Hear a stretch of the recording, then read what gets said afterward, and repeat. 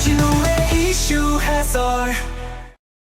팩트 전달과 보수 진영 논리 전파를 위해 여러분의 구독과 좋아요가 필요합니다. 네, 안녕하세요. 주진우 의원입니다. 오늘 민주당이 정말로 폭주를 멈출 생각을 하지 않습니다. 29번째 탄핵소추, 더더군다나 한덕수 권한대행에 대한 탄핵소추안을 올렸습니다. 정말로 분노하지 않을 수 없습니다. 지금 환율이나 대외신임도나 우리 기업이나 정부 공무원들은 이를 악물고 어떻게든 대한민국 지켜내려고 노력하는데 지금 무슨 대통령병 걸린 환자도 아니고 이거를 겨우 국정을 안정시켜가는 이 마당에 본인들 당리당략적으로 이 탄핵소추하는 것은 정말로 국민의 심판과 지탄을 반드시 받을 것이라고 생각하고 국민 여러분들께서 엄히 꾸짖어 주셔야 된다고 생각합니다. 대한민국 국익보다 앞서는 게 있습니까? 정당을 두는 이유가 국익을 지키고 대한민국 민주주의 지키라는 것인데 이렇게 탄핵소추 남발해서 지금 벌써 몇 번째입니까? 법무부 장관, 감사원장 한 자리가 비어도 지금 되게 국정에 지장이 있는 거거든요. 뭐 검사들 탄핵한 것들은 뭐 말할 것도 없고요. 부처 장관들부터 해서 지금은 대통령 권한대행까지 탄핵소추한다? 정말로 너무 화가 나고요. 탄핵소추 사유를 제가 입수해서 봤는데 이게 정말 너무 말도 안 되는 엉터리여서 제가 그 점에 대해서 국민 여러분들께 설명드리고 호소드리려고 합니다. 총 크게는 5가지 정도 사유를 들었어요. 근데 그게 하나같이 다 말이 안 됩니다. 첫 번째로 뭘 들었냐면 예전에 그 해병대원 그 순직 사건과 관련해서 특검을 계속 남발했지 않습니까? 그리고 김건희 여사 특검을 계속 남발해 왔는데 그 국무총리 시절에 왜 그것을 국무총리로서 막지 못했냐? 왜 거부권을 건의했냐? 이런 걸로 지금 탄핵소추 사유를 했어요. 그러니까 국무총리는 국무회의 시기에 어떤 심의 기능에 참여하는 정도고 대통령을 보좌하는 기능을 하는 것인데 왜 특검법을 막지 못했느냐? 이런 게 어떻게 탄핵 사유가 될 수 있겠습니까? 그렇게 따지면 총리로서 하는 정책이나 모든 행위에 대해서 다 탄핵 사유가 돼야 되겠죠. 더더군다나 이 해병대원 사건과 김건희 여사 특검법은 민주당 산하에 검찰청 하나 더 만들겠다는 식으로 엉망진창으로 해서 민주당이 일방으로 통과시킨 거잖아요. 민주당이 일방으로 통과시킨 것에 대해서 대한민국 국무총리가 자기 소신에 따라서 이거를 제동을 못 건다라고 하면 그 소신껏 일할 수 있겠습니까? 이거는 정말 말도 안 되는 사유고요. 이거를 총리의 탄핵 사유로 삼았다는 것 자체를 부끄러운 줄 아십시오. 그리고 두 번째도 내란 당시에 국무회의 소집을 해서 절차적 하자를 보충해줬다라고 하는데요. 이게 대통령에 대한 탄핵소추 사유하고도 서로 모순되는 거예요. 대통령의 탄핵소추를 할 때는 국무회의 자체를 제대로 하지도 않고 마음대로 계엄을 선포했다라고 해서 탄핵을 시키겠다라고 해놓고 이제는 마치 국무회의에 국무총리가 참여한 것이 절차적 하자를 보충해줬다? 이거는 그 말 자체로 지금 모순되는 거지 않습니까? 그리고 알려졌다시피 지금 한덕수 권한대행은 노무현 대통령 때 이미 총리를 하시고 이 공무원들 사이에서 굉장히 명망이 있고 인품과 실력으로 정평이 나 있으신 분이에요. 그날도 그 국무회의가 갑자기 소집돼서 거기 간 다음에 계속해서 반대를 했다는 거지 않습니까? 반대한 사람까지 전부 다 무슨 공범이니 어쩌니 하는 게 말이 되겠습니까? 그리고 하나 민주당이 간과한 사실이 있는데요. 민주당만 그 계엄 해제 동의한 거 아닙니다. 저도 가서 그 계엄 해제하는 것에 찬성표 던졌어요. 근데 우리가 국회에서만 계엄 해제 요구를 한다고 해서 계엄이 바로 풀립니까? 그렇지 않습니다. 헌법상 국무회의 심의를 거쳐서 대통령이 해제를 해야지 풀리는 거예요. 거기서 한덕수 총리는 엄청나게 중요한 역할을 했습니다.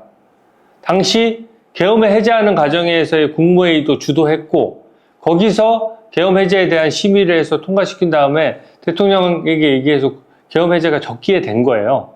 그럼으로써 유해 사태가 하나 또 벌어지지 않았고 대한민국을 지키는데 민주당 의원들만큼이나 한덕수 권한대행도 분명한 당시의 역할이 있었던 겁니다.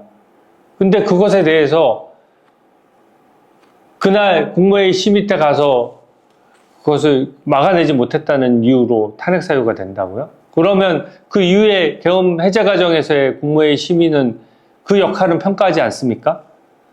이것은 총리 시절에 어떻게 보면 그 탄핵소추 사유가 없기 때문에 억지로 만들어낸 거예요. 무슨 개인 비리가 있습니까? 아니면 뭘 무리해서 기존의 한덕수 권한대행이 뭘 잘못해서 국민들의 지탄을 받은 적이 단 한 번이라도 있나요?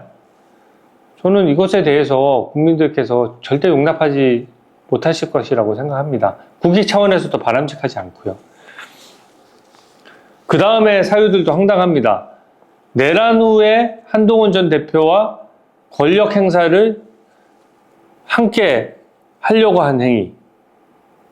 그러니까 한동훈 전 대표랑 한덕수 총리가 공동으로 국정 운영을 하려고 한 것이 헌법에 위배됐다라고 하는 것도 이것도 억지죠. 원래 당시에 대통령이 탄핵소추 되기 전에도 국정에서 손을 떼겠다라고 해서 한덕수 권한대행 체제로 당시 국무총리 시절이지만 한덕수 국무총리가 국정을 중심이 돼서 좀 챙기겠다라고 해놓은 상황이었고요. 그런 경우에 당정협의는 여당으로서 얼마든지 할 수 있는 겁니다. 당정협의한 게 뭐가 잘못입니까? 당정협의한 게 또 국무총리가 당정협의하면 그것이 탄핵 사유가 됩니까? 노무현 대통령이 그 탄핵소추 됐던 그 기간에도 민주당도 다 당정협의했어요. 그럼 그 당시도 국정을 공동 운영하려고 했기 때문에 본인들도 다 탄핵 사유가 된다는 것입니까? 이것도 말이 안 되는 내용이고요.